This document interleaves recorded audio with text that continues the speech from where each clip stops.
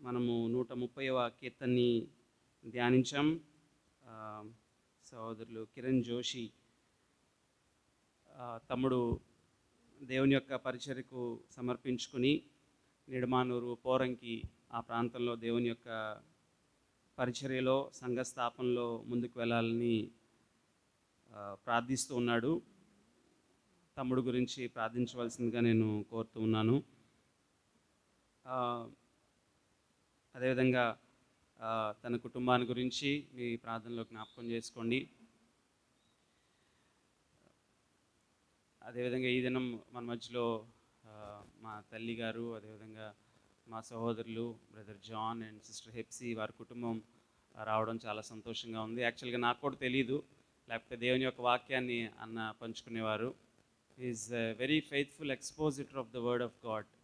అంటే దేవుని యొక్క వాక్యం సిద్ధపాటులో ఎంత ప్రాధాన్యత ఇస్తారో, లేకపోతే ఎంత దేవునితో సమయం గడపడానికి ఇష్టపడతారో నేను మా అన్నను చూసి నేర్చుకున్నాను అనడానికి నేను ఏమాత్రం సిగ్గుపడటం లేదు. Is a faithful expositor of the word of God. కాబట్టి సహోదరులు మన మధ్యలో ఉండటం చాలా సంతోషం. అయితే మనతో సహవాసం చేయడానికి ఇష్టపడుతూ ఉన్నారు వారు మన మధ్యలో ఉండటం. అదేవిధంగా అమ్మ ఎంతగానో మేము గతించిన 3-4 నెలల్లో చాలా ఒక పరిస్థితి నుంచి వెళ్ళినప్పుడు దేవుడు ఎంతగానో మమ్మల్ని బలపరుస్తూ వచ్చారు. మీరందరూ ప్రార్థిస్తున్న విధానాన్ని బట్టి మీకు కూడా ప్రత్యేకంగా వందనాలు తెలియజేస్తూ ఉన్నాను. చక్కని పాట పాడి వినిపించిన సహోదరి హెప్సిబా జాన్ గారికి కూడా ప్రత్యేకంగా వందనాలు తెలియజేస్తూ ఉన్నాను. మనం సమూయేలు గ్రంథాన్ని ధ్యానిస్తూ వెళ్తూ ఉన్నాం. సమూయేలు మొదటి గ్రంథము 24వ అధ్యాయానికి మన ప్రయాణం కొనసాగుతూ వచ్చింది. జూలై మాసంలో మనం ప్రారంభించాం ఈ ధ్యానం. అయితే దేవుని యొక్క వాక్యాన్ని దాని సందర్భంలో అర్థం చేసుకున్నప్పుడు దేవుడు ఏ విధంగా మనతో మాట్లాడతారు అన్న విషయాల్ని మనం చూస్తూ వచ్చాం. ఈ దినం సమూయేలు గ్రంథము మొదటి గ్రంథము 24వ అధ్యాయంలో నుంచి మనకున్న సమయంలో కొన్ని విషయాలు ధ్యానించి మనం ముందుకు వెళ్దాం. చిన్న ప్రార్థన చేసుకుందాం. మహోన్నత రాజ్యం కలిగిన మా ప్రియ పరలోకపు తండ్రి, ఈ సమయాన్ని బట్టి మీకు వందనాలు చెల్లించుకుంటూ ఉన్నాం. మీరు మాతో మాట్లాడండి ప్రభా.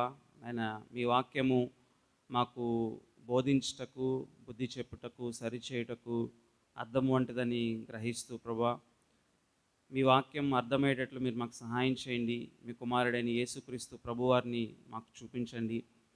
మా జీవితంలో మిమ్మల్ని మహింపరిచే విధానము ఎట్లో మీరు మాకు నేర్పించమని మీ యొక్క సహాయాన్ని కోరుకుంటూ యేసు నామంలో ప్రార్థించి అడిగి వేడుకొంచున్నాం తండ్రి, ఆమేన్. ఆదిమ సంఘంలో సుమారు క్రీస్తు శకము 3097 ఆ ప్రాంతంలో ఒక భక్తుడు ఉన్నాడు. ఆయన పేరు ఆంబ్రోస్. తను వాస్తవానికి ఒక మంచి లాయర్, ఒక మంచి నిష్ణాతుడైన, లాజిక్ తెలిసిన, లేకపోతే గ్రీక్ రెటోరిక్ తెలిసిన, ఎవరినైనా తన వాక్చాతుర్యంతో సంధించగలిగిన వ్యక్తి అన్నమాట. తను మంచి పొలిటీషియన్గా, ఒక గవర్నర్గా ఆ ప్రాంతంలో, మిలాన్ అనే ప్రాంతంలో ఎదుగుతున్న సమయంలో అక్కడ ఉన్న స్థానిక సంఘంలో కాపరి ప్రభు సన్నిధికి వెళ్ళిపోవడం జరిగింది. సడన్గా ఏ కారణం చేతనో ఆంబ్రోస్ ప్రభువుని వెంబడించడానికి తీర్మానం తీసుకొని తన గవర్నర్ పదవిని విడిచిపెట్టి సంఘంలో కాపరిగా ఎస్టాబ్లిష్ అయ్యాడు. సంఘ చరిత్రలో ఆయన గురించి చెప్పబడిన విషయం ఏంటంటే is a man of patience, అంటే ఓర్పు కలిగిన వ్యక్తి అన్నమాట. ఏప్రిల్ 3, 397వ సంవత్సరం, అంటే ఇదే దినాన్న ఆయన కూడా ప్రభు సన్నిధికి వెళ్ళారు. కానీ ఆయన ఓర్పు సహనం ద్వారా ఒక వ్యక్తిని దేవుని వద్దకు నడిపించగలిగాడు అనమాట. ఆయన పేరు ఏంటంటే ఆగస్టిన్. ఆగస్టిన్ అనే ఒక భక్తుడు ఎంతగానో అనేక మందిని ప్రభావితం చేయగలిగాడు, అది కూడా దేవుని యొక్క వాక్యం ద్వారా. దానికి కారణము ఆంబ్రోస్ అనే ఒక దేవుని సేవకుడు అన్నమాట. ఎందుకు చెప్తూ ఉన్నానంటే క్రైస్తవ విశ్వాస జీవితంలో ముఖ్యంగా నాయకత్వంలో కావాల్సింది ఓర్పు, సహనం, పేషెన్స్. ఈ దినం మనం ధ్యానించబోయే లేఖన భాగంలో కూడా దావీదు జీవితంలో అదే మనం గమనిస్తాం అన్నమాట. గతించిన వారం మనం చూసాము ఏ విధంగా దావీదుని దేవుడు తప్పించారో మనం చూసాం. ఆ పరిస్థితుల్లో దావీదుని సౌలు వెంటాడుతూ ఇంకా ఇంకొక అడుగు ముందుకు వెళ్తే, లేకపోతే కొద్ది దూరం ముందుకు వెళ్తే దావీదు అంతమైపోతాడు అనుకున్న సమయంలో, దావీదు నిస్సహాయ స్థితిలో ఉన్న సమయంలో 23వ అధ్యాయంలో మనం చూస్తాము ఏ విధంగా ఫిలిస్తీయులు వెంటాడుతున్నారన్న సమాచారాన్ని విని సౌలు దావీదును వెంటాడటం మానేసి వెనక్కి వెళ్ళిపోవడం మనం గమనించాం. అక్కడితో మనం గత వార ధ్యానాన్ని ముగించాం. ఈ దినం అదే ఎన్గేది ప్రాంతంలో దావీదు ఉన్నాడు. అక్కడ 24వ అధ్యాయం 1వ వచనం మనం చూస్తాం. సౌలు ఫిలిస్తీయులను తరుగుండా మాని తిరిగి రాగా దావీదు ఎన్గేది అరణ్యమందున్నాడని అతనికి వర్తమానము వచ్చెను. సౌలు ఫిలిస్తీయుల్ని వెంటాడటం కంటే కూడా ఎక్కువ దావీదుని వెంటాడాలని ఒక తీర్మానం చేసుకున్నాడు. దావీదుని ఎట్లా అయినా అంతమొందించాలి, తన సింహాసనానికి దావీదు ఒక థ్రెట్ కాబోతున్నాడు అన్న విషయాన్ని గమనించి తన కుమారుడికి ఈ యొక్క రాజ్యాన్ని అప్పగించాలని దావీదుని అంతమొందించడానికి ఎంతగానో ప్రయాసపడుతూ ఉన్నాడు. ఫిలిస్తీయుల కంటే కూడా దావీదుని ఎక్కువగా శత్రువుగా భావిస్తూ తిరిగి ఆయన వెంటాడటానికి వెళ్ళాడు. 2వ వచనం. అప్పుడు సౌలు ఇశ్రాయేల్ అందరిలో నుండి 3000 మందిని ఏర్పరచుకుని వచ్చి కొండ మేకలకు వాసములకు శిలాపర్వతముల మీద దావీదును అతని జనులను వెతుకుటకై బయలుదేరను. సుమారు 3000 మంది ఇశ్రాయేలీల్ని సిద్ధపాటు చేసుకొని సౌలు దావీదును వెంటాడటానికి బయలుదేరాడు. కానీ దావీదు వెంట ఉన్నవారు సుమారు 300 మంది. వారెవరో మనం 22వ అధ్యాయంలో చూసాం. వారు దిక్కులేని వారు, లేకపోతే అప్పులు చేసిన వారు, కుటుంబ సమస్యలతో ఉన్నవారు. ఈ విషయం స్పష్టంగా రాయబడింది 22వ అధ్యాయం 3వ వచనంలో. వారు సుమారు 300 మంది. ఇంత బలహీనమైన లేకపోతే శక్తి చాలని ఇదే అధ్యాయంలో దావీదు ఏమంటాడంటే, నేను చచ్చిన కుక్కను అని అంటాడు. అంటే నేను నిస్సహాయ స్థితిలో ఉన్నాను. సౌలు మాత్రం తన దండెత్తి ఫిలిస్తీయులను కూడా వెనక్కి పెట్టేసి దావీదును వెంటాడటం ప్రారంభించడం మనం గమనిస్తాం. ఈ స్టోరీ కొనసాగుతూనే ఉంది. అయితే 24, 25, 26 అధ్యాయాల్లో మనం గమనించేది ఏంటంటే, దావీదులోని ఓర్పుని, సహనాన్ని మనం చూస్తాం. తన ముందు ఉన్న రాజ్యాన్ని గ్రాబ్ చేసుకోకుండా, అంటే దాని అర్థం ఏంటంటే దాన్ని పట్టుకొని బలవంతంగా లాక్కోకుండా, దేవుడు వాగ్దానం చేసిన ఆ రాజ్యాన్ని తను ఓర్పుతో, సహనంతో దేవుడిచ్చే సమయం వరకు ఎలా ఎదురు చూశాడన్న విషయాన్ని 24, 25, 26 అధ్యాయాల్లో మనం చూస్తాం. అదే విషయాన్ని ఈ అధ్యాయంలో కూడా మనం చూస్తాం. సౌలు అలా వెంటాడుతూ వెళ్ళాడు. 24వ అధ్యాయం 3వ వచనంలో చెప్పబడిన విషయం ఏంటంటే, అక్కడ విశ్రాంతి తీసుకోవడానికి సౌలు వెళ్ళాడు. కొద్ది సమయం అక్కడ విశ్రాంతి తీసుకోవడానికి వెళ్ళినట్లు మనం గమనిస్తాం. కానీ రచయిత, సమూయేలు గ్రంథ రచయితని మనం ఒకసారి అర్థం చేసుకోవడానికి ప్రయత్నిస్తే, ఫిలిస్తీయులతో యుద్ధం చేయడానికి వెళ్ళాడు ఆ ముందు వచనాల్లో. కానీ రచయితకు అదేం పట్టడం లేదు, లేకపోతే పరిశుద్ధాత్మ దేవునికి అది ప్రాముఖ్యం కాలేదు. అసలు ఫిలిస్తీయులతో యుద్ధం గెలిచాడా, వాళ్ళని తరిమి కొట్టాడా, లేకపోతే వాళ్ళని ఓడించాడా, అదేం పట్టించుకోవట్లేదు.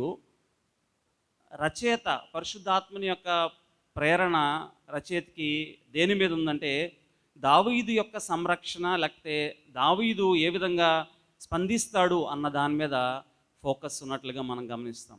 అలా సౌలు వెళ్ళి ఒక గుహలో, అక్కడ చాలా పెద్ద గుహలు ఉండేవి, ఆ గుహలో విశ్రాంతి తీసుకోవడానికి వెళ్ళినప్పుడు ఒక సర్ప్రైజింగ్ విషయం ఏంటంటే, అదే గుహలో దావీదు, తనకు చెందినవారు అక్కడ దాక్కుని ఉండటం మనం గమనిస్తాం, లేకపోతే అక్కడ విశ్రాంతి తీసుకోవడం మనం గమనిస్తాం.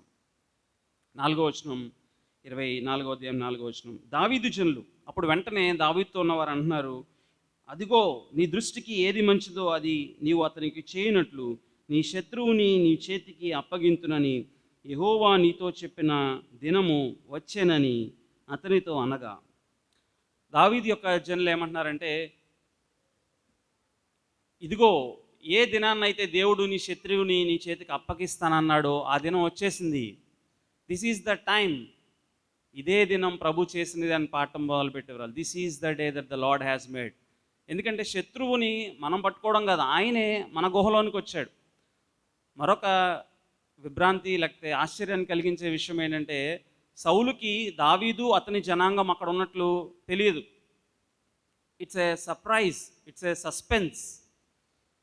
ఒక్క క్షణంలో సౌలుని అంతమొందించవచ్చు. అక్కడ ఉన్న జనులందరూ కూడా అంటున్నారు, దేవుని చిత్తం ఇదే, this is the will of God, this is the day of God, this is the providence of God. ఇప్పటి వరకు సౌలు మనల్ని వెంటాడుతూ ఉన్నాడు, ఇదిగో అదే సౌల్ని దేవుడు నీ యొద్దకు తీసుకొని వచ్చాడు.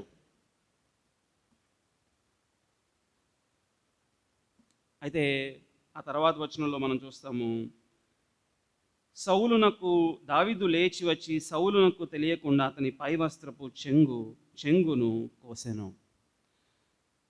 దావీదులోని ఓర్పును మనం చూస్తాం. దావీదు అక్కడ ఉన్న జనులు వారు ప్రవోక్ చేసిన విధానాన్ని బట్టి, లేకపోతే పురుకొల్పిన విధానాన్ని బట్టి వెంటనే వెళ్ళి కత్తి తీసుకుని సౌల్ని సంహరించలేదు. కానీ ఆ చెంగును, తన వస్త్రపు చెంగును నిశ్శబ్దంగా సౌలునకు తెలియకుండా కోసినట్లు మనం చూస్తాం. మనం గమనిస్తూ వచ్చాం, వస్త్రపు చెంగు లేకపోతే వస్త్రము అనేది దేవుని యొక్క రాజ్యానికి సాదృశ్యంగా సమూయేలు గ్రంథంలో ఉంది అన్న విషయాన్ని. ఏ విధంగా యోనాతాను తన పై వస్త్రాన్ని తొలగించి దావీదు ముందు, ఇదిగో సింహాసనం నా యొద్ద నుంచి తొలగింపబడి నీకు ఇవ్వబడింది అని ఇంతకుముందు ఒకసారి ప్రతిజ్ఞ చేశాడు. ఇంకొక చోటన సమూయేలు తన వస్త్రాన్ని చింపుకున్నట్లు, అంటే రాజ్యము సౌలు యొద్ద నుంచి తీసివేయబడింది అనడానికి సింబల్గా అలా చేసినట్లు మనం చూసాం. ఇక్కడ సింబాలిక్గా లేకపోతే సాదృశ్యంగా దావీదు ఏం చేస్తున్నాడంటే, ఒక చిన్న పనిని తాను తన వస్త్రపు చెంగును కట్ చేసి ఒక దృశ్యాన్ని చూపిస్తూ ఉన్నాడు. అదేంటంటే, the Kingdom is cut from you, నీ యొద్ద నుంచి రాజ్యం తొలగించబడింది, దేవుని యొక్క అభిషక్తునిగా దేవుడు నాకు మార్గం సరళం చేస్తున్నాడు అని చెప్పకనే చెప్పాడు. కానీ అక్కడ ఉన్నవారు ఏమంటున్నారంటే 7వ వచనంలో, ఈ మాటలు చెప్పి దావీదు తన జనులను అడ్డగించి, యెహోవా చేత అభిషిక్తుడైన నా ప్రభువునకు నేను ఈ కార్యము చేయను, యెహోవాను బట్టి నేను చంపను అని తన జనులతో చెప్పాను. వారందరూ చాలా బలవంతం పెడుతున్నారు దావీదు జనులు. ఎందుకంటే అక్కడ వరకు వారందరినీ గ్యాదర్ చేసి ముందుకు తీసుకెళ్తూ ఉన్నాడు, సౌలు నుంచి తప్పించుకొని తీసుకెళ్తూ ఉన్నాడు. అలాంటి అవకాశాన్ని చేజార్చుకుంటాడేమో దావీదని వారందరూ చాలా బలవంతం పెడుతున్నారు. అక్కడ ఒక మాట చెప్పబడింది, దావీదు వారిని అడ్డగించి. ఆదిమ భాషలో వాడబడిన మాటకు అర్థం ఏంటంటే, వారిని గట్టిగా, ఒకవేళ వారిని తిట్టి లేకపోతే వారిని గట్టిగా బలవంతంగా అడ్డగించాడు. వారు ఇంక ముందుకు వెళ్ళిపోతున్నారు, దావీదుని తోస్తున్నారు, వెళ్ళి సౌలుని ఎండ్ చేయి. ఒక గట్టి సంఘర్షణ జరిగిందనమాట. ఈ విషయాన్ని గురించి సుమారు 2000 సంవత్సరాలు క్రితం జరిగిన ఒక విషయం గురించి దేవుడు మనతో ఏం మాట్లాడగలరు? ఈ విషయాన్ని మనం ఎలా అన్వయించుకుంటాం? మన శత్రువు మన దగ్గరికి వచ్చినప్పుడు మనం కూడా వెళ్ళి పై వస్త్రపు చెంగుని కట్ చేస్తామా? How to apply this thing? ఇక్కడ మనం నేర్చుకోగలిగిన పాఠం ఏంటంటే, whether it is a providence or test. దావీదుకి ఇది దేవుని యొక్క సంకల్పము, ఏర్పాటు, లేకపోతే దేవుడు ప్రొవైడ్ చేసిన, సౌలుని అంతం చేయడానికి ప్రొవైడ్ చేసిన ఒక సిట్యువేషనా, లేకపోతే ఇదొక టెంప్టేషనా, ఇదొక టెస్టా, ఇదొక పరీక్ష దావీదునకి? ఒకసారి మనం చూస్తూ వెళ్తే, this is definitely a test. ఇది ఒక పరీక్ష మాత్రమే. ఇదే విషయాన్ని మనం యేసుక్రీస్తు ప్రభువారి జీవితంలో కూడా చూస్తాం. మత్తయి సువార్త 4వ అధ్యాయంలో మనం చూస్తాం. యేసుక్రీస్తు ప్రభువారు ఒక కొండ మీదకి కొనిపోబడ్డారు, అరణ్యంలోనికి. అక్కడ సాతానుడు వచ్చి అంటున్నాడు, నువ్వు దేవుని కుమారుడు అయితే ఈ రాళ్లను రొట్టెగా మార్చు. నీ దేవుని కుమారుడు అయితే, లేకపోతే నీకు కనిపిస్తున్న ఈ రాజ్యాలన్నీ నీకు కావాలనుకుంటున్నావా? నీవు నాకు సాష్టాంగపడి మొక్కు. సాతాను ఒక విషయాన్ని వాగ్దానం చేస్తున్నాడు. అదేంటంటే, దేవుడు వాగ్దానం చేసిన ఆ రాజ్యము నీకు రావాలంటే సులువైన మార్గం నేను చూపిస్తాను. నువ్వు ప్రయాసపడి సిలువకు ఎక్కి ఆ తర్వాత దేవుని యొక్క రాజ్యాన్ని, అధికారాన్ని పొందుకోవాల్సిన అవసరం లేదు. It is an easy way. నువ్వు నాకు సాష్టాంగపడి నమస్కారం చేస్తే చాలు, ఈ రాజ్యాలన్నీ నీకు ఇస్తాను. A test. దావీదు కూడా సౌలుని తనకు అడ్డంకిగా భావించి అక్కడితో ఎండ్ చేసేస్తే ఆ టెస్ట్లో ఫెయిల్ అయిపోయేవాడు. మనకు కూడా చాలాసార్లు మన జీవితంలో పరిశుద్ధపరచబడటానికి దేవుడు మనకి అడ్డదారులు ఏమీ ఇవ్వలేదు. మన జీవితాన్ని పరిశుద్ధంగా ఆయన కోసం కాపాడుకోవడానికి there are no shortcuts. ఒక్కటే మార్గం, అదేంటంటే హెబ్రీయులకు రాసిన పత్రిక 12వ అధ్యాయంలో, హెబ్రీయులకు రాసిన పత్రిక 12వ అధ్యాయంలో 2వ వచనం, మొదటి వచనము, ఇంత గొప్ప సాక్షి సమూహము మేఘం వలె మనలను ఆవరించి ఉన్నందున మనము కూడా ప్రతి భారమును సులువుగా చిక్కులు పెట్టు పాపమును విడిచిపెట్టి విశ్వాసమునకు కర్తయు దాన్ని కొనసాగించువాడినైన యేసు వైపు చూచుచు మన ఎదుట ఉంచబడిన పందెములో ఓపికతో పరిగెత్తుదము. ఆయన తన ఎదుట ఉంచబడిన ఆనందము కొరకై అవమానమును నిర్లక్ష్యపెట్టి సిలువను సహించి దేవుని సింహాసనము యొక్క కుడిపార్శ్వమున ఆసీనుడై ఉన్నాడు. మీరు అలసట పడకయు మీ ప్రాణములు విసుకకయు ఉండునట్లు పాపాత్ములు తనకు వ్యతిరేకంగా చేసిన తిరస్కారమంతా ఓర్చుకున్న ఆయనను తలంచుకునడి. మీరు పాపంతో పోరాడుటలో రక్తము కారునంతగా ఇంకా దానిని ఎదిరింపలేదు. పరిశుద్ధపరచడానికి అడ్డదారులు ఏమీ లేవు. ఓన్లీ వే ఈజ్ పాపంతో పోరాడటమే, టెంప్టేషన్తో పోరాడటమే. దేవుడు ఏదన్నా ఒకవేళ ఏదైనా అవకాశం మనకు కనిపిస్తే, ఒకవేళ దేవుడే ఈ అవకాశాన్ని ఇచ్చాడేమో, లేకపోతే ఒక మంచి అవకాశం వచ్చింది మనం పాపంలో పడటానికి, ఒకవేళ దేవుడే నన్ను ఇంత మంచి అవకాశం నాకు ఇచ్చాడేమో. దేవుడు పాపం చేయమని ఎప్పుడు పురుకొల్పడు. Whether it is providence or temptation, ఇది పరీక్ష లేకపోతే దేవుని యొక్క అనుగ్రహమా. దావీదు అక్కడ ఉన్న జనులందరూ కూడా పురుకొల్తున్నారు, ఇదే దినం ప్రభు చేసినది, this is the day that the Lord has made అని పాటలు పాడుతున్నారు. ఇదిగో నీ ముందుకు వచ్చాడు నీ శత్రువు, time to end his life and conquer the Kingdom. ఆ వ్యక్తిని సంహరించి రాజ్యాన్ని నీ చేతుల్లో తీసుకో. దావీదు అంటున్నాడు, వారిని అడ్డగించి తన బలాన్ని ఉపయోగించి తన మాటను ఉపయోగించి వారందరినీ కామ్ చేసి అంటున్నాడు, యెహోవా అభిషక్తిని మీద నేను చెయ్యి వేయను, ఆయనను చంపను. నిజంగా మన జీవితాల్లో కూడా చాలాసార్లు అడ్డదారులు వెతుక్కుంటూ ఉంటాం.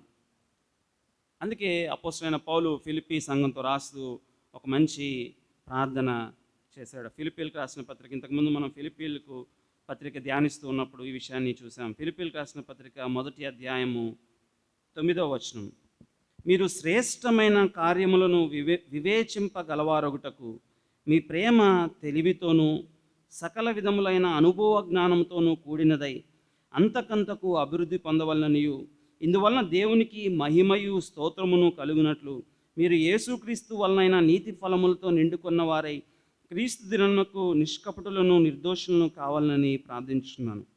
అక్కడ ఒక మాట అంటున్నాడు, సకల విధములైన అనుభవ జ్ఞానముతోనూ.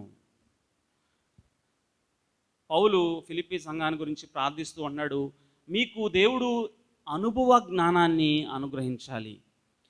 ఏది పరీక్షో ఏది దేవుని అనుగ్రహమో ఆ వ్యత్యాసాన్ని గ్రహించే శక్తిని మీకు ఇవ్వాలి. అక్కడ దావీదు ముందున్న ఆ పరిస్థితిని శత్రువే తనకు దొరకడం అనేది ఇది దేవుడు అనుగ్రహించిందని తెలుసుకోవడానికి ఏ బైబిల్ కాలేజ్కి వెళ్ళాల్సిన అవసరం లేదు. కానీ దేవుడు అక్కడ ఎందుకు ఉంచాడు? అది తనకి పరీక్షగా ఉంచాడు. ఒకటే తనకున్న ప్రిన్సిపల్ ఏంటంటే, దేవుని అభిషక్తుని మీదకి నేను చేయవేయను. అంటే అభిషక్తుడు అంటే ఇక్కడ ఎవరేంటంటే, దేవుడు సమూయేలు ద్వారా ఇశ్రాయేలు జనాంగాన్ని ముందుకు తీసుకుని వెళ్ళటానికి దేవుడు అభిషేకించిన రాజు. There is no reason for David to end Saul's life. సౌలు ఎంత భ్రష్టుడైనా కావచ్చు, సౌలు మీద చేయవేయడానికి దావీదుకు ఏ అధికారము లేదు. ఎందుకంటే దేవుడు ఆ విషయాన్ని ఆయన చూసుకుంటాడు. That is the principle. ఈ యొక్క ఉదయకాల సమయంలో మనం కూడా చాలాసార్లు మనం వెళ్తున్న పరిస్థితుల్లో ఎలా నిర్ణయం తీసుకోవాలి, how to discern whether it is God's providence. అబ్బా, నా ముందు ఇంత మంచి ఆఫర్ వచ్చింది, ఇది దేవుని అనుగ్రహమా లేకపోతే ఇది ఒక శోధన? దీన్ని నేను తీసుకోవడం వల్ల దేవునికి దగ్గర అవుతానా, దూరం అయిపోతానా? A test for Yahweh's servant. దేవుని సేవకునికి, దేవుని విశ్వాసికి ఒక పరీక్ష. 4-7 వచనాల్లో మనం గమనిస్తాం. అక్కడ దావీదు డీల్ చేసిన విధానం. దావీదులో ఒక సున్నితమైన మనస్తత్వం మనకు కనిపిస్తుంది. అక్కడ తాను అంటున్నాడు, తను వస్త్రపు చంగును కోసినందుకు తను సంతాపపడి, లేకపోతే తను బాధపడి, హౌ సెన్సిటివ్ హీఈస్. సౌలు అంత భ్రష్టత్వానికి ఒడికట్టి తనను అంతమొందించాలని ఆలోచిస్తున్నప్పుడు చిన్న వస్త్రపు చెంగును కోసినంత మాత్రాన దావీదు ఎంత సున్నితంగా ఆలోచిస్తున్నాడంటే, దాని గురించి చాలా అక్కడ ఒక మాట ఉంది, తను పరితాపపడి. 5వ వచనం, సౌలు పై వస్త్రమును తాను కోసెనని దావీదు మనస్సు నొచ్చి. దావీదు సౌలును కూడా తాకలేదు, వస్త్రాన్ని మాత్రమే తాకాడు. సెన్సిటివిటీ. ఈ ఉదయకాల సమయంలో దేవుడిచ్చిన కాన్షియన్స్ని, దేవుడిచ్చిన మనస్సాక్షిని కఠినపరచుకోకుండా సౌలు వలె ఎంత సున్నితంగా ఉంచుకున్నాడు అన్న విషయాన్ని మనం గమనిస్తాం. నిజంగా మన జీవితాల్లో కూడా విశ్వాసిగా మనకు ఉండాల్సిన ఒక లక్షణము, పాపం చేసినప్పుడు లేకపోతే దేవునికి అవిధేయులంగా మనం జీవించినప్పుడు, దేవుని యొక్క మాట మనల్ని గద్దించినప్పుడు సున్నితంగా దాన్ని తీసుకుని పశ్చాత్తాపడటం. ఒకసారి ఒక సహోదరి తన కుమారుని కోల్పోయినప్పుడు నిజంగా జరిగిన విషయం, నేను కలిసి మాట్లాడాను. పర్లేదు సిస్టర్, ఒక దినం ఆయన దేవుని సన్నిధిలో ఉంటారు అని విశ్వాసం నాకుంది తన జీవితాన్ని బట్టి. ఒకవేళ దేవుని చిత్తమైతే, ఒకవేళ తను ప్రభువుని అంగీకరించినట్లయితే ఆయన దేవుని సన్నిధిలో ఉంటారేమో అంటే ఎంత కఠినపరుచుకుందంటే తన హృదయాన్ని. అలా అనుకుని మనం సంతోషపడటమే అయ్యా, అంతకన్నా ఏం లేదు. దేవుడు ఎక్కడ ఉన్నాడు అసలు? అదంతా మన భ్రమే. ఒకప్పుడు విశ్వాసగా వెలిగిన వ్యక్తే. ఎందుకు చెప్తూ ఉన్నానంటే, sometimes hour conscience become so hard. మన మనస్సాక్షి చాలా కఠినంగా అయిపోతుంది అన్నమాట. కానీ దావీదు ఎంత సున్నితంగా అంటున్నాడు, ఎక్కడ మనస్సు నొచ్చి, తాను సౌలు పై వస్త్రమును కోసెనని దావీదు మనస్సు నొచ్చి. రెండోదిగా మనం 8వ వచనం నుంచి 15వ వచనం వరకు ఉన్న వాక్య భాగంలో మనం చూస్తాము దావీదు అక్కడ మాట్లాడిన విధానాన్ని. సౌలు బయటికి వచ్చాడు తన విశ్రాంతి తీసుకొని.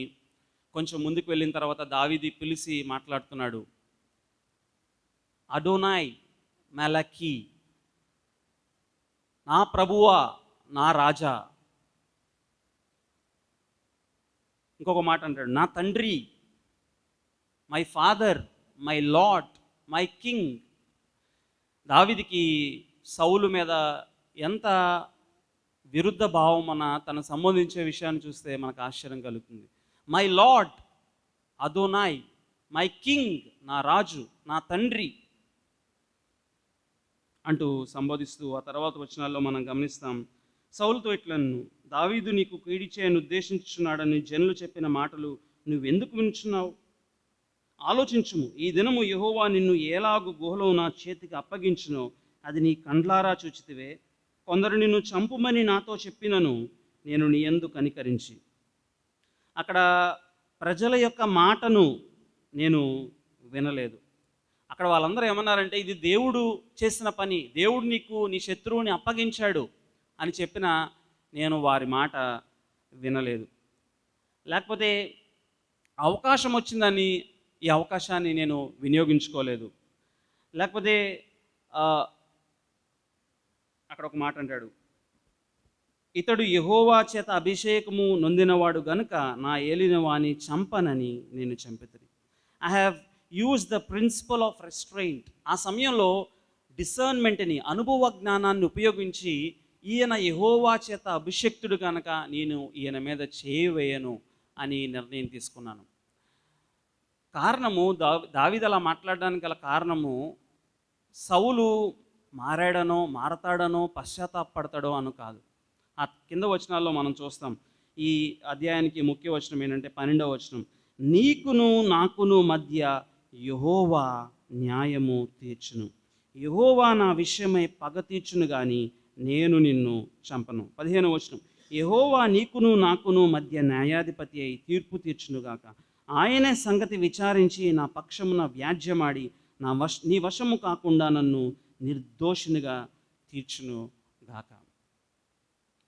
An appeal to Yahweh's justice. న్యాయాన్ని నా చేతుల్లోనికి నేను తీసుకొనదలచలేదు. యెహోవా నీకును నాకును న్యాయము తీర్చునుగాక. There is place for justice of God only when we don't act according to our will. దేవుని న్యాయానికి ఎక్కడ అవకాశం ఉంటుందంటే, ఎప్పుడైతే మనము ఆ న్యాయాన్ని మన చేతుల్లోకి తీసుకోమో అప్పుడే ఉంటుంది. మన జీవితాల్లో కూడా చాలాసార్లు మనం ఫేస్ చేస్తూ ఉంటాం. నా జీవితంలో నేను చాలాసార్లు ఫేస్ చేశాను. వీళ్ళని ఎట్లయినా అవకాశం వస్తే ఏదైనా చేసి వాళ్ళకి న్యాయం అర్థమయ్యేటట్టు చేయాలి. ఇంత అన్యాయం చేస్తారా, ఇలా మాట్లాడతారా? కానీ దేవుని వాక్యం మనకు నేర్పించే పాఠం ఏంటంటే, న్యాయము తీర్చుట, పగ తీర్చుట నా పని.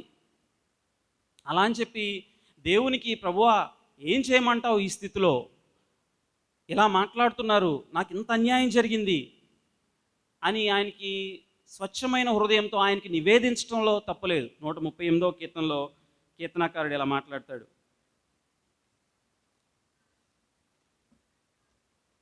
137వ కీర్తనలో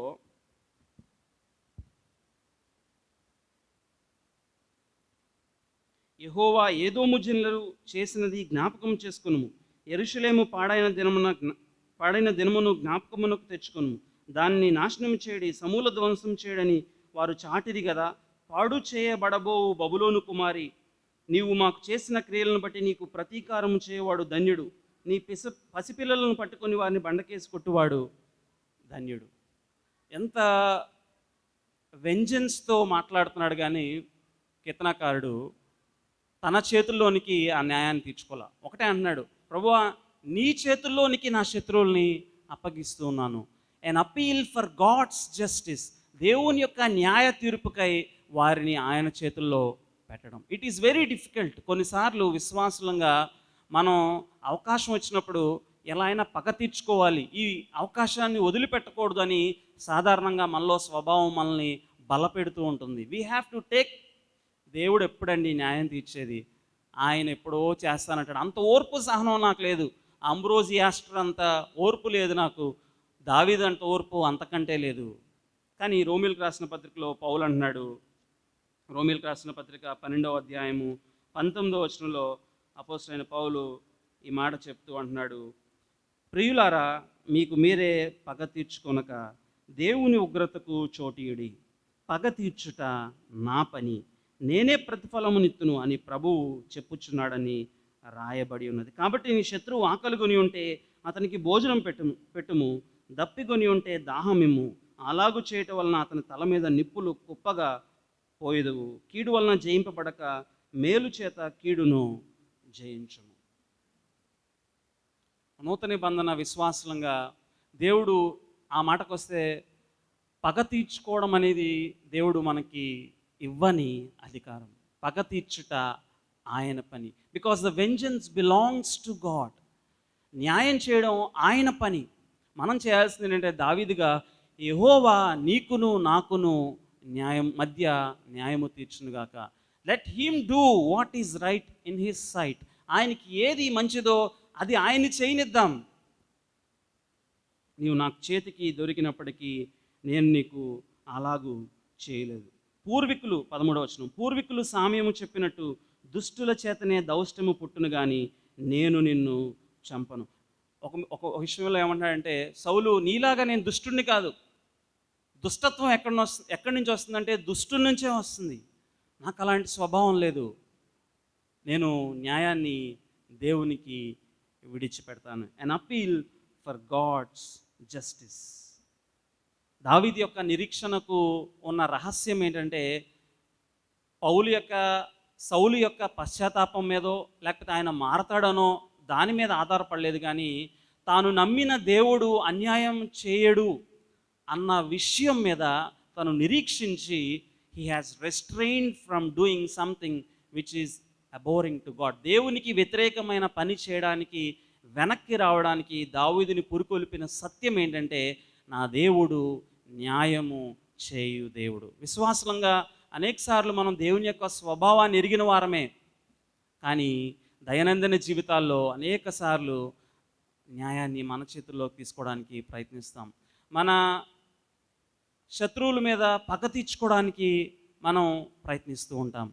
వాళ్ళు వేసే కుయుక్తులకు మరొక కుయుక్తి వేయడానికి మనం ప్రయత్నిస్తూ ఉంటాం. ముళ్ళుని ముళ్ళుతోనే తీయాలి, పంటికి పన్ను, కంటికి కన్ను. కానీ దావీదు నేర్పిస్తున్న పాఠం, పరిశుద్ధాత్మ దేవుడు మనకు నేర్పిస్తున్న పాఠం, అన్ అపీల్ ఫర్ యాహ్వేస్ జస్టిస్. ఈ యొక్క ఉదయకాల సమయంలో ఏ విషయంలో ఇటువంటి నిట్టూర్పుని నీ జీవితంలో అనుభవిస్తూ ఉన్నావో నాకు తెలియదు. ఎప్పుడైతే మనము దేవుని యొక్క టెంప్టేషన్ లేకపోతే దేవుని యొక్క పరీక్షలో మనం నిలబడి ఆయన చేతికి మనము మన నైవేద్యాన్ని, ఇందాక 130వ కీర్తనలో మనం చదివిన విధంగా, అగాధ జన్మల్లో నుంచి నేను నీకు మొర్ర పెడతాను, నీ న్యాయం కోసం ఎదురు చూస్తాను. తర్వాత 24వ అధ్యాయం 16వ వచనం నుంచి 22వ వచనం వరకు ఉన్న వాక్య భాగంలో చివరి విషయాన్ని మనం చూసి మనం ముందుకు వెళ్ళిపోదాం. అప్పుడు సౌలు మాట్లాడుతున్నాడు. దావీదు మాట్లాడిన తర్వాత, సౌలు, దావీదా నాయన, ఈ పలుకు నీదేనా అని బిగ్గరగా ఏడ్చి. అప్పటి వరకు ముందు అధ్యాయంలో మనం చూస్తూ వచ్చాం, దావీదుని కానీ ఆ మాటకు వస్తే ఎవరిని వారి పేరు పెట్టి పిలవడానికి ఎక్కువ ఇష్టపడ్డదు సౌలు. యెష్షయి కుమారుడు అనేవాడు, లేకపోతే ఇంకొకరి కుమారుడు అనేవాడు, లేకపోతే ఆ పిల్లవాడు అని సంబోధించేవాడు. ఇక్కడ అన్నాడు, దావీదా నాయన, మై సన్ అని బిగ్గరగా ఏడ్చి. చూసిన వాళ్ళు ఎవరైనా అనుకోవచ్చు, సౌల్లో ఎంత పశ్చాత్తాపం వచ్చింది. తర్వాత అధ్యాయాలు చదువుతూ వెళ్తే మనకు అర్థమయ్యేది ఏంటంటే, అది పశ్చాత్తాపం కాదు, తాత్కాలికమైన ఎమోషనల్ డెసిషన్ మాత్రమే. చాలాసార్లు ఇది మనం గమనిస్తూ ఉంటాం. చాలామందిలో చాలా బాధపడతారు, కుమిలిపోతారు, కానీ జీవితంలో పరివర్తన కనిపించదు. ఎమోషనల్గా చాలా ఫీల్ అవుతారు, కానీ తర్వాత వారి జీవితంలో పరివర్తన ఉండదు. రిపెంటెన్స్కి ఒక మంచి సైన్ ఏంటంటే, పశ్చాత్తాపానికి ఒక మంచి గుర్తు ఏంటంటే, మనం వెళ్తున్న మార్గాన్ని మార్చుకొని తిరిగి వెళ్ళడం. It is taking U turn. ఏ పాపము నిమిత్తం మనం పశ్చాత్తాపం, రిమోర్స్ మనకు కలుగుతుందో దాన్ని విడిచిపెట్టి తిరిగి వెళ్ళడం అనేది నిజమైన పశ్చాత్తాపం.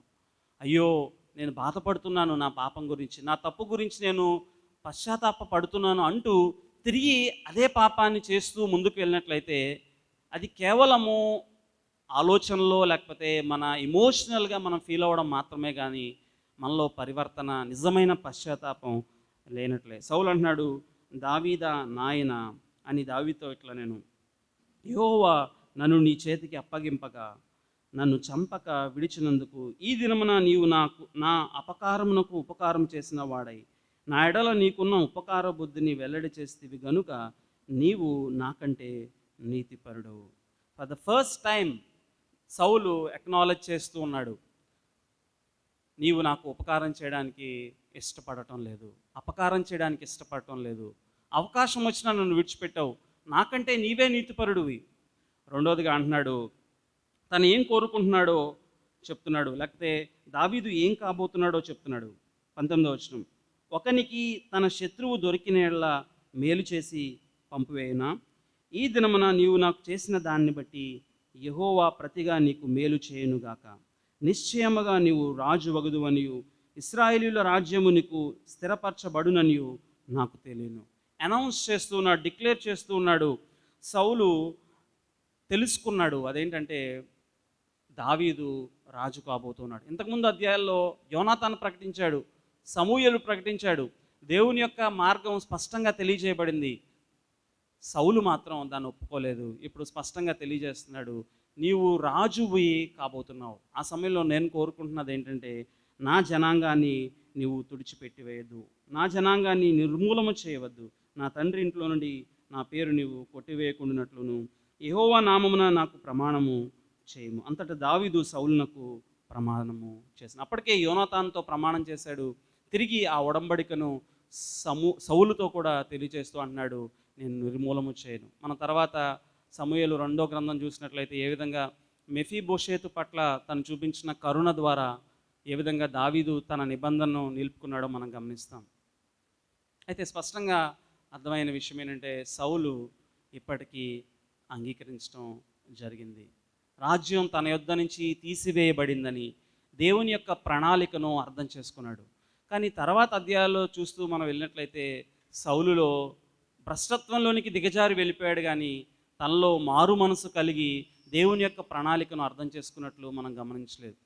అందుకే ఎప్పుడైతే మనం మన హృదయంలోని సున్నితత్వాన్ని కోల్పోతామో, దేవుడు తన యొక్క విషయాన్ని స్పష్టంగా మనకు తెలియజేస్తున్నప్పుడు, లేకపోతే దేవుడు పాపం విషయం మనల్ని గద్దిస్తూ ఉన్నప్పుడు, ఫలానా విషయంలో మనం సరిచేసుకోవాలి, మన వ్యక్తిగతంగా ఆయనతో మన సంబంధం సరిలేదు, లేకపోతే ఫలానా విషయంలో మనం పాపం చేస్తున్నామని తెలిసినప్పుడు దేవుడు మనకు చెప్తున్నప్పుడు ఆ సున్నితమైన హృదయం మనం కోల్పోయి కఠినం చేసుకుంటూ వెళ్ళిపోతే భ్రష్టత్వంలోనికి వెళ్ళిపోతాం. హెబ్రీయులకు రాసిన పత్రిక 12వ అధ్యాయంలో ఏసావు గురించి అదే చెప్పబడింది. అటువంటి భ్రష్టత్వం మీలో ఎవరిలో అయినా ఉందేమో పరిశీలించుకోండి. ఒక ఉదయకాల సమయంలో ఆయన బల్లకు సమీపిస్తున్న మనం జ్ఞాపకం చేసుకుందాం. ఒకవేళ are you hardening your heart? హెబ్రీయులకు రాసిన పత్రిక 3వ అధ్యాయంలో ఒక మాట ఉంది, నేడు అను సమయం ఉండగానే ఆ భ్రష్టత్వాన్ని, ఆ కఠినత్వాన్ని తీసేసుకుని సున్నితమైన హృదయం కలిగి పాపం విషయం చిన్న పిల్లవాని వలె ప్రభువా నేను పాపం చేశాను అని నువ్వు ఎవరితో చెప్పాల్సిన అవసరం లేదు. దేవునితో, ప్రభువా I want my relation to be right with you, నీతో సరిగా నా సంబంధం ఉండాలని కోరుకుంటున్నాను. సౌలు వలె భ్రష్టత్వంలోనికి, ఏసావు వలె భ్రష్టత్వంలోనికి దిగజారిపోతూ వెళ్ళిపోవడం నాకు ఇష్టం లేదు ప్రభువా, అది నీకు కూడా ఇష్టం లేదు. సౌలు ఇది దేవుడిచ్చిన ఒక అవకాశం కావచ్చు. ఒకవేళ సౌలు అప్పుడైనా పశ్చాత్తాపడి తన జీవితాన్ని సరిచేసుకుని ఉంటే దేవుడు ఎంత దయగలిగిన వాడంటే ఆయన కరుణ చూపించేవాడు, సౌలుకి మార్గం ఇచ్చేవాడు. దేవుడు ఎప్పుడు కూడా పశ్చాత్తాపడి హృదయాన్ని ఆయన త్రోసివేయడు. ప్రయాసపడి భారం మోయిచున్న సమస్త జనులారా నా యొద్దకు రండి, నేను మీకు విశ్రాంతినిస్తానన్నాడు. ఎలాంటి పాపానైనా ఆయన క్షమించడానికి ఇష్టపడుతూ ఉన్నాడు. కానీ మన హృదయాన్ని కఠినపరుచుకొని ఆయనకి దూరంగా వెళ్ళిపోయి భ్రష్టత్వంలోనికి వెళ్ళిపోవాలనుకుంటే దేవుడు మన భ్రష్టత్వానికి మనల్ని విడిచిపెట్టేస్తాడు. ప్రభు వాళ్ళని సమీపిస్తున్న మనం ఒకసారి పరిశీలించుకుందాం. దావీదు జీవితం ద్వారా దేవుడు మనతో మాట్లాడారు. అంతకంటే యేసుక్రీస్తు ప్రభువు వారు కూడా అటువంటి పరిస్థితిలో నుంచే వెళ్ళారు. కీర్తనలు 2వ అధ్యాయం 8వ వచనంలో దేవుడు స్పష్టంగా వాగ్దానం చేశాడు, మెస్సయ్యకి బూదిగంతముల వరకు ఇస్తానని వాగ్దానం చేశాడు. అదే వచనాన్ని సాతానుడు క్లెయిమ్ చేస్తూ అంటున్నాడు, నీవు నాకు సాగిలిపడినట్లయితే ఈ భూరాజ్యాలన్నీ నీకు ఇస్తాను. అప్పుడు యేసుక్రీస్తు ప్రభు వారు ఒక మాట అన్నారు, దేవునికి తప్ప మరెవ్వరికి సాగిలిపడ వీల్లేదు. I will obey only my God and hour God. దావీదు కూడా ఆ విషయాన్ని స్పష్టంగా తన జీవితంలో తెలుసుకున్నాడు. 3 విషయాలు మనం గమనించాం. ఎ టెస్ట్ ఫర్ యాహ్వే సర్వెంట్, దేవుని యొక్క సేవకునికి, దేవుని యొక్క విశ్వాసికి పరీక్ష. చక్కని అవకాశం ఉంది, కానీ అది పరీక్షో లేకపోతే దేవుడు అనుగ్రహించిన అనుగ్రహమో తెలుసుకునే అనుభవ జ్ఞానం కావాలని దేవుడు మనల్ని కోరుకుంటున్నాడు. ఏ పరిస్థితిలో నువ్వు ఉన్నావో నాకు తెలియదు. దావీదు లాంటి పరిస్థితి కాకపోవచ్చు, లేకపోతే మన వ్యక్తిగత జీవితంలో దేవుని చిత్తం కోసం ఎదురు చూస్తూ ఎలా వెళ్ళినా పర్లేదులే, ఏ అడ్డదారుల్లో వెళ్ళినా పర్లేదు, సౌలుని అక్కడితో అంతమొందించేసినా పర్లేదు, దేవుడు వాగ్దానం చేశాడు కదా రాజ్యాన్ని, నేను నా మీన్స్తో పని లేదు, ఏ తప్పు త్రోవలో అయినా వెళ్ళి నేను దేవుడు నాకు వాగ్దానం చేసిన దాన్ని పొందుకుంటానులే. No, our means are as important as our end. దేవుడు వాగ్దానం చేసిన ఆ బహుమానం పొందుకోవడానికి మన మీన్స్ కూడా అంతే ఇంపార్టెంట్. ముఖ్యంగా పరిశుద్ధపరచబడే విషయంలో నేను కొన్ని సోఫిస్టికేటెడ్ విధానాలతో నేను ఇలా పరిశుద్ధపరచబడతానులే పర్లేదు, లేకపోతే నాకు ఇవన్నీ విషయాలు తెలుసు కదా, ఇది కూడా కరెక్టేలే, మనల్ని మనం సమర్థించుకునే విధానము. కానీ దేవుడిచ్చిన ఒకటే మార్గము, మనం ఇంకా రక్తం కారణంతగా పాపంతో పోరాడలేదు. రెండవదిగా, an appeal for Yahweh's justice, న్యాయం తీర్చుకునే విషయంలో దేవుని చేతికి అప్పగించడం. మూడోదిగా an assurance of Yahweh's faithfulness. దేవుని యొక్క నమ్మకత్వం అనేది సౌలు చేత చెప్పబడింది. చాలాసార్లు మనకు వచ్చే సందేహం ఏంటంటే, సౌలు భ్రష్టత్వంలోకి వెళ్ళిపోతున్నాడు కదా, ఆయన చెప్పే మాటని ఇక్కడ సీరియస్గా దేవుని మాటగా ఎలా తీసుకుంటాం? కొన్నిసార్లు దేవుడు సత్యాల్ని దేవుడు తన శత్రువుల ద్వారా కూడా మాట్లాడిస్తాడు అన్న విషయాన్ని మనం గ్రహించాలి. Some time God's enemies speak the truth of God. మనం గతించిన వారాల్లో చూసాం, దేవుని యొక్క శత్రువులు కూడా దేవుని యొక్క ప్రణాళికనే నెరవేరుస్తారు అన్న విషయాన్ని మనం గమనిస్తూ వచ్చాం. కాబట్టి బల్లకు సమీపిస్తున్న మనము ఈ విషయాలని జ్ఞాపకం చేసుకుని వ్యక్తిగతంగా మన జీవితాన్ని పరిశీలించుకుందాం. ప్రభువా, ప్రార్థన చేసుకుందాం. ప్రభువా, అనేకసార్లు నా జీవితంలో మీరు నాతో మాట్లాడుతున్నప్పుడు నేను అడ్డదారుల్లో వెళ్ళి దాన్ని బైపాస్ చేస్తూ నా హృదయాన్ని కఠినపరుచుకున్నాను. ఈ దినం స్పష్టంగా నాతో మాట్లాడుతూ వచ్చారు. పలానా విషయంలో నేను ఒప్పుకొని విడిచిపెట్టాలని మీరు ఇష్టపడుతున్నారని నాకు జ్ఞాపకం చేశారు. నేడు అను సమయం ఉండగానే నా హృదయాన్ని కఠినపరచుకోకుండా మీ సన్నిధిలో ఒప్పుకుంటాను. దావీదు వలె సున్నితమైన మనస్తత్వము, కాన్షియన్స్ నేను కలిగి ఉంటాను. నా హృదయాన్ని కఠినపరచుకోను ప్రభువా. ఏ విషయంలో దేవుడు నీతో మాట్లాడుతున్నారో, లేకపోతే నీ మనస్సాక్షి నీకు దోషారోపణ చేస్తుందో నాకు తెలియదు.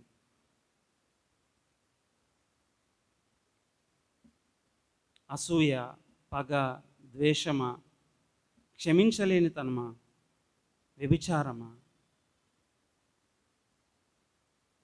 ధనాపేక్ష, నరహత్య,